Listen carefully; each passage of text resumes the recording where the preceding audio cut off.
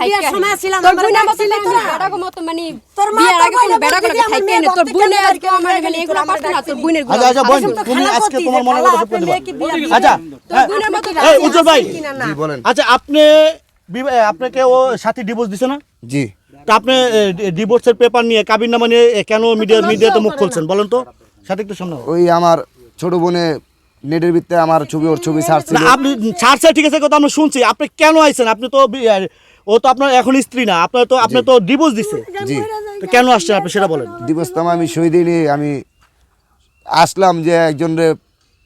ফাঁসানো হইতাছে জল্লাদ শাহজাহান রে ওর দাদার মতো বয়স বুড়া বয়স তারে বিয়া করছে তারই বিয়া করছে না তার অর্থ সম্পদ টাকার লোভে তারই বিয়া করছে এটা ওরাই জানে। আপনার কি জ্বলতাছে বিষয়টা কি আপনার জ্বলতাছে এই জন্য আপনি আইছেন না না হ্যাঁ না আচ্ছা জ্বলে না না আচ্ছা সাথী আমরা আসতেছি পুরো ঘটনায়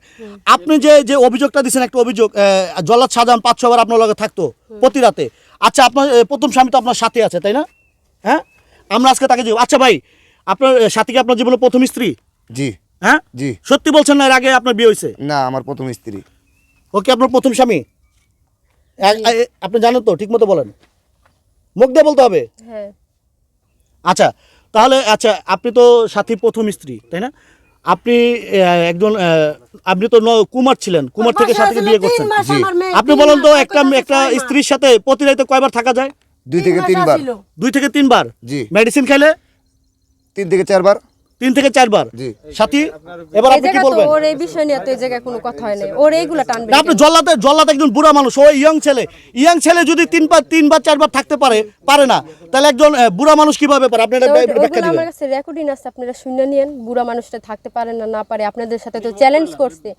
যেন উনি কি না আপনাদের ওষুধ খাওয়াই দেখবো আপনারা আপনার বউদের সাথে থাকবেন 1 ঘন্টার উপরে হ্যাঁ তাহলে আপনারা ওই রেকর্ডিংটা শুনে হ্যাঁ রেকর্ডিংটা শুনে রেকর্ডিংটা কি আচ্ছা আপনি ওই যে ও বলতাছে যে জল্লাদ শাহজাহান চ্যালেঞ্জ ছুড়ে দিছে আপনি এই বিষয়ে কি বলতে চান চ্যালেঞ্জ মানে বুঝলাম না জল্লাদ শাহজাহান চ্যালেঞ্জ করছে যে 5-6 বার ছিল থাকতে পারে বা 7 বার থাকতে পারে তা আপনি তো কুমার হয়ে আপনি পারলেন না আপনি কি ব্যর্থ সেজন্য আপনাকে ডিভোর্স দিছে এটা অসম্ভব কথা এটা 2 থেকে 3 বার ছাড়া এটা সম্ভব না সাথী সম্ভব না তো ও তো চ্যালেঞ্জ করতেছে তাহলে এখন আপনি কোনটা প্রমাণ করবেন বিষয়ে কোনো কথা বলতে চাই না ওর বিষয়গুলো টানাটানি করতেছে এমনি আমি ওগুলো বলতে চাই নাই ঠিক আছে কিন্তু আমার বাধ্য করছে এজন্য আমার বলতে হইছে যার জন্য এগুলো হইতাছে ওনার কথা বলেন ওদের কথা বলেন এটার ভিতরে অনাবলি করতেছেন এটা একটা বিতর্ক দরকার আছে সাথী যে জল্লাদের বিষয়ে যে অভিযোগটা না আপনি তাহলে জল্লাদের বিষয়ে অভিযোগটা কেন আনছেন বলেন তো করছে যেগুলো ওইগুলো ও সাংবাদিক যেগুলো আমরা করছি যেগুলো করছে ওইগুলো আমি বলছি আমি কোনো মিথ্যা আমি আশ্রয় নেই আমার কাছে সব প্রমাণ আছে রেকর্ড আছে ও যে আমার খালতো বিষয় নিছে আমার বিদেশ পাঠাইবো এগুলো আমার কাছে রেকর্ড আছে আর আমি তো বিয়ে নালে করছি হ্যাঁ আমার 10টা বিয়ে হইতে পারে আমি তো আর কোনো ছেলের সাথে যে বিয়ের আগে কোনো পরকিয়া করি নাই এরকম করছি আর বুইনা তো করে আর বুইনা খালতো মামতো ভাই এগুলো করে বিয়ের আগে বুড়া বেটা লাগে বিয়ে বসে আর বুইনা করছি আমি তো মা হয়ে জন্ম আমার মান সম্মান খাবি তোরা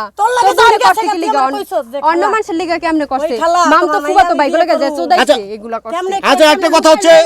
ও বলতেছে আপনি ওরে ডিভোর্স দিবেন হ্যাঁ ও বলতেছে ও ডিভোর্স পেপারে সই করে নাই তার মানে কি ও করে নাই কি লিগা আমি তো করছি সরকারি ভাবে তো আমি তো করা মানে ডিভোর্স দিয়া দিছি ও না দিলে ছেলেকে দিতে হয় না এখন ছেলেকে দিতে হয় না ঠিক আছে তো কতদিন হইছে আপনি ওরে ডিভোর্স দিছেন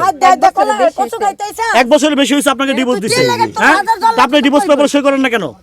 করে নেই কেউ কি বউ ছাড়তে চায় আপনি কি ওরে ছাড়বেন না না এখন কি আমি ওর কি তুলে নিই মনে আমার ইজ্জত ইজ্জত আছে না ও তো ও ছাড়বো না এজন্য আপনাকে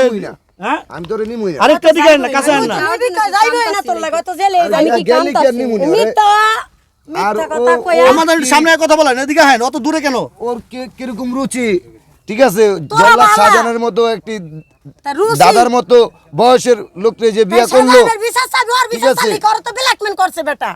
এইটা বিশ্বাস চাবি রেকর্ডিংগুলো শোনাবো তো আমি রেকর্ডিংগুলো ব্ল্যাকমেল আপনারা করতেছেন আমি তো না মামলা দিছি এখানে আসছিস কেন তো আমি মামলা দিছি আপনার মাইয়া তো আমি ছাইরা দিছি তুই কেন আসবি এই জায়গায় তুই এনে আইছস কথায় আমার নিয়েছে মিডিয়ারা আপনারা এখানে কেন আনছেন আপনারা কেন আনছেন এই জায়গায় নিয়েছে আমি ইচ্ছা করে আসি আপনারা কেন আনছেন আমরা না ও আসছে আমাদের সাথে যোগাযোগ করে আসছে